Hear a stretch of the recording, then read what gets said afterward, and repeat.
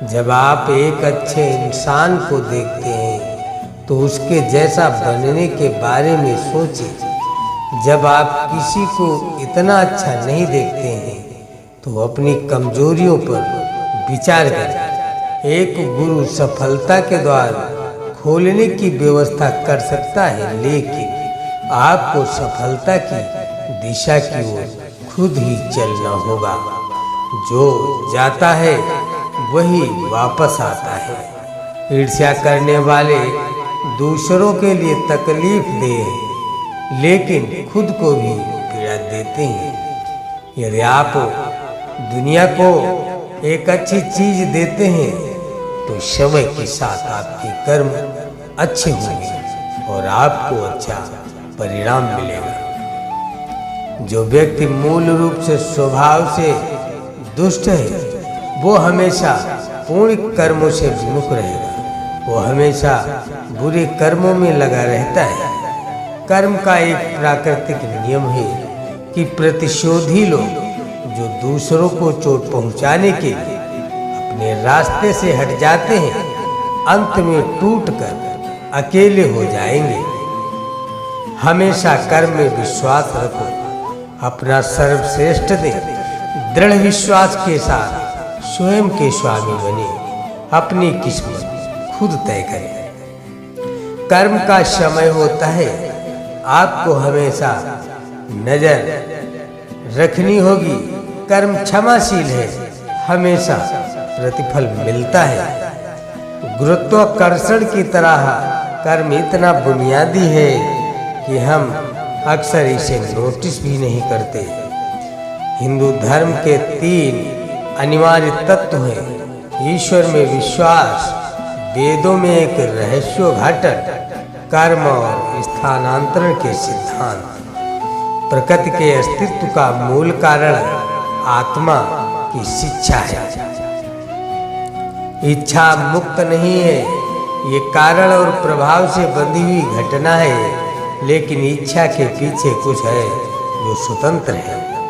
हमारे विचार और हमारे कर्म शब्द कर्म जाल के धागे हैं जिन्हें हम अपने चारों ओर फेंक देते हैं। हम अपने ही कर्म से पीड़ित हैं, इसमें ईश्वर का दोष नहीं है। हम जो करते हैं वो हमारी अपनी गलती है और कुछ नहीं। हम किसी को दोष न दें, हम अपने कर्मों का दोष दें। कर्म तो मनुष्य ही करता है। प्रत्येक व्यक्ति के जीवन में एक मिशन होता है जो उसके सभी अनंत अतीत कर्मों का परिणाम होता है। अब असीम साहस और हृदय में अदम्य शक्ति के साथ तीव्र कर्म योग की आवश्यकता है, तभी देश की जनता जागेगी। मित्र हो या शत्रु, वे सभी उसके हाथों में साधन हैं जो हमें सुख या दुख के माध्यम से अपने कर्मों को पूरा करने में मदद करते हैं। ऐसे मां संकल्प करें। मृत्यु भी हमारे अच्छे कर्मों को मिटा नहीं सकती। जो पहले बुरे कर्म करता था, लेकिन जो सुधार करता है और अच्छे कर्म बनाता है, वो दुनिया को उज्जवल करता है, जैसे चंद्रमा बादल के पीछे से भी दिखाई देता है।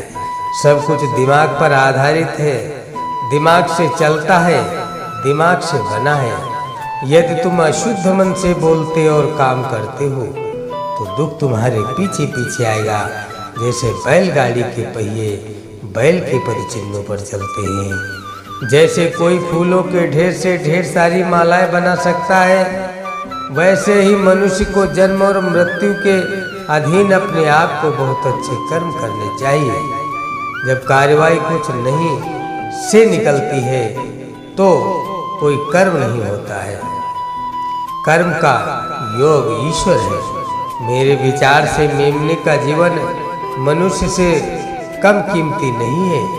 ये प्रकृति की कृपा है कि हम पिछले जन्म को याद नहीं करते। अगर हम यादों का इतना बड़ा बोझ ढोते तो हमारा जीवन एक बोझ बन जाता। अपने जीवन के प्रत्येक क्षण में आप शारीरिक, मानसिक, भावनात्मक और ऊर्जा के आधार पर क्रिया करते हैं। प्रत्येक क्रिया एक निश्चित स्मृति बनाती है। यही वो कर्म है। कर्म का अर्थ है कि आप अपने जीवन के निर्माता हैं। कर्म योग का अर्थ सेवा नहीं है, इसका अर्थ है कार्यवाही की अनिवार्यता को पार करना। कर्म ही तुम्हारा अस्तित्व और तुम्हारा बंधन है, और यदि आप इसे सही तरीके से संभालते हैं तो आपकी मुक्ति भी हो सकती है। आप जो भी कुछ करते हैं बस जांच लें, क्या यह सब आपके बारे में है या यह सभी की भलाई के लिए है, या अच्छे और बुरे कर्म के बारे में किसी भी भ्रम को दूर करता है। अतीत में आपने चाहे कितने भी कर्म किए हो, इस क्षण का कर्म हमेशा आपके हाथ में होता है। कर्म का मतलब है कि आपका जीवन आपका निर्माण है।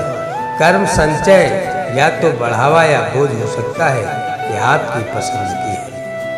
आप जो भी शारीरिक गतिविधि करते हैं, यदि आप इसे भागीदारी और आनंद के साथ करते हैं तो आप एक कर्मयोगी हैं। चेतन क्रिया से कर्म नहीं होता, प्रतिक्रिया होती है। कर्म कुछ प्रवृत्तियों के माध्यम से कार्य करते हैं, लेकिन थोड़ी जागरूकता और फोकस के साथ आप इसे एक अलग दिशा में आगे बढ़ा सकते हैं। आपके जीवन का हर पल और आपके आसपास होने वाली हर चीज किसी न किसी पिछले कर्म का परिणाम है। केवल मानव जीवन में कर्म से मुक्त होने की क्षमता है, और कर्म से मुक्त होने के कुछ ही लक्ष्य हैं। कर्म करने से कर्म को समाप्त नहीं किया जा सकता, केवल कृपा ही कर्म के बंधनों को जला सकती है। मस्तिष्क में स्पष्टता, हृदय में पवित्रता और कार्य में सहजता, यही वह सूत्र है जिसे हमें याद रखने की आवश्यकता है।